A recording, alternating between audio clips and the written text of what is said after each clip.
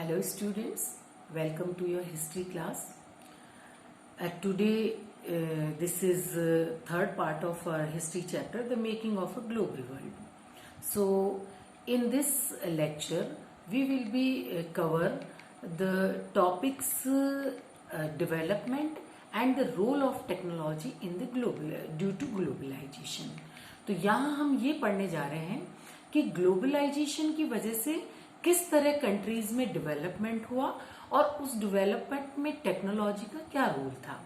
तो जब हम डेवलपमेंट की बात करते हैं तो there were countries they were keeping trade relations with other countries, so other countries were transporting goods to that particular country from which they were making trade relation. अब जब बहुत सारे गुड्स वहां से ट्रांसपोर्ट हो रहे हैं तो उन ट्रांसपोर्ट करने के लिए वहां पे उनको बहुत सारे ट्रांसपोर्टेशन भी चाहिएगा। अब ट्रांसपोर्टेशन के लिए जब बल्क में गुड्स जाने वाला है तो उनको बहुत सारे रेलवे ट्रैक्स भी बनाने पड़ेंगे, पोर्ट्स भी बनाने पड़ेंगे हैवी बल्की गुड्स के लिए। तो इसके लिए जब ये इतना सारा काम वहां पे करने के लिए होगा तो वहां उन लोगों को लेबर्स भी चाहिए।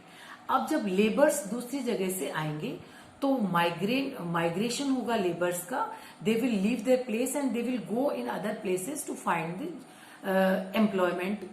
तो उसकी वजह से वहां के लोगों के लिए फूड की डिमांड भी बढ़ जाएगी। तो इस तरह फूड की डिमांड बढ़ने से अब ब्रिटेन में भी बहुत ज्यादा फूड क्रॉप्स होने लगे। तो क्योंकि यहाँ पे फूड क्रॉप्स की डिमांड जैसे जैसे बढ़ती है वैसे वैसे सप्लाई भी बढ़ने लगती है। तो अब हम हमारा सेकंड टॉपिक कवर करेंगे कि ग्लोबलाइजेशन पे टेक्नोलॉजी का क्या असर रहा ग्लोबलाइजेशन पे, टेक्नोलॉजी ने किस तरह ग्लोबलाइजेशन को और ज्यादा बढ़ाया। तो अब देखिए, पहले जो अमेरिका है वो यूरोपियन कंट्रीज में ज्यादातर जो एनिमल्स को शिप्स में, बहुत सारे एनिमल्स को शिप्स में भरकर भेजा करते थे for the meat, to meet the requirement of meet.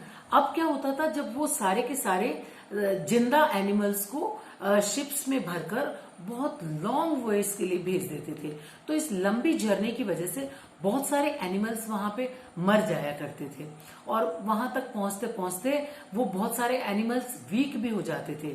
तो जब वहां पहुंचकर उन एनिमल्स की स्लॉटरिंग होती थी तो उसमें से बहुत कम मीट वो प्रोवाइड कर पाते थे एनिमल्स। तो अब क्योंकि रेफ्रिजरेटेड शिप्स बन गई थी तो अब यहाँ ये हो गया कि अमेरिका ने वहां से डायरेक्ट मीट सप्लाई करना शुरू कर दिया। वो शिप्स में डायरेक्ट मीट को सप्लाई करते थे यूरोपियन कंट्रीज को। तो अब जब वो मीट यूरोपियन कंट्रीज के पास पहुंचता था तो वो बहुत चीपर रेट्स में उनको अवेलेबल हो जाता था और मीट की जो क्वांटिटी थी वो ज्यादा क्वांटिटी में वहां पर भेज सकते थे। अब जो लेबर्स वहां पर रहने वाले थे उन लेबर्स के लिए भी ये बहुत अच्छा हो गया कि अब उनको भी अच्छा फूड प्रोवाइड होने लगा, because earlier they were not able to buy meat from the other countries because it was very expensive. जब जिंदा एनिमल्स आते थे तो उनका मीट बहुत कम मात्रा में उनको प्रोवाइड होता था। अब क्योंकि डायरेक्ट रेफ्रिजरेटेड शिप्स मिल गए थे और वो जल्दी वहां पे एक कंट्री से दूसरी कंट्री पर अपना मीट पहुंचा देते थे, तो इसकी वजह से वो आसानी से मीट सबके लिए अवेलेबल हो जाता था। इनफैक्ट सोल्जर्स को भी मीट आसानी से मिल जाता था because it was in cheaper rates. Thank you. This was all about for today's lecture. See you in next lecture. Thank you.